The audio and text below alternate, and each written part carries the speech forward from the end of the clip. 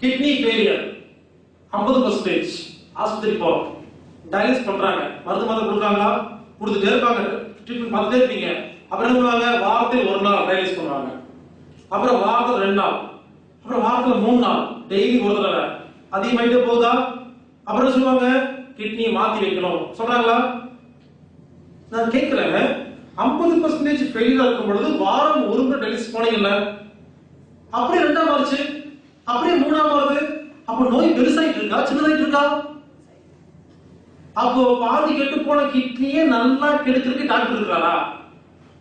நான் கோபத்துல எல்லாம் பேசலீங்க, அத்தனை பேஷண்ட் பார்த்திருக்கேன், மனசு கேட்க மாட்டேங்குது. அவங்க குடும்பத்துல யாருக்கா நடந்தா மட்டும் தான் இந்த வீரியம் தெரியும். நான் ஒருத்த மட்டும் கத்திட்டு இருக்கிறேன்னா நான் அடிபட்டு இருக்கிறேன், நீங்களும் என்ன அடிபடும் போது கத்துவோம். அவங்க வீட்டுல ஒரு நோய் வந்து அவஸ்தப்பட்டு யாராவது இறந்து போய் பிரச்சனையாக போடுறதுனா அந்த நோய் இருக்கிற வைத்தியோடைய கொடுமையெல்லாம் தெரியும், அது வரைக்கும் தெரியாதுங்க. பக்கத்து வீட்டுல நடக்கிறது நம்ம ஒரு ஃபேஷனா பார்த்துட்டு இருக்கோம். நான் சொல்ல பாத்தீங்களா, நம்ம குழந்தை பார்க்க மாதிரி பக்கத்து குழந்தை பார்க்க ஆரம்பிச்சிட்டோம்னா எல்லாத்தோட நோய் நம்ம நோய் மாதிரி தான் தெரியும், மனசு கஷ்டப்படும். கிட்னி ஃபெயிலியர் எத்தனை பேருங்க டயாலிசிஸ் பண்ணிட்டு உட்கார்ந்துருக்காங்க? ஒரு விஷயம் புரிஞ்சுக்கங்க, கிட்னி ஃபெயிலியரை இந்த 5 சரி பண்ணா சரி பண்ணிடலாம்.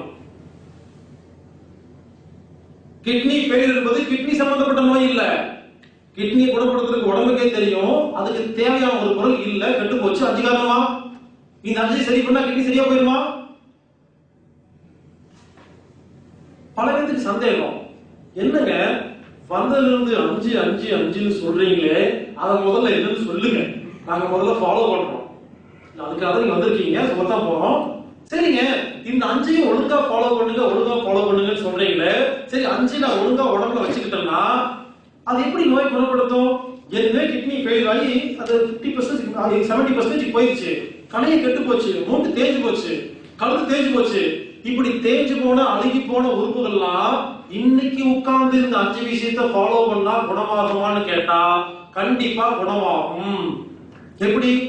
இந்த 5 5ன்னு சொல்ற பாத்தீங்களா, இது வருமுன் காப்போம் திட்டம் மட்டும் இல்ல, வந்த நோயை குணப்படுத்துற திட்டம்.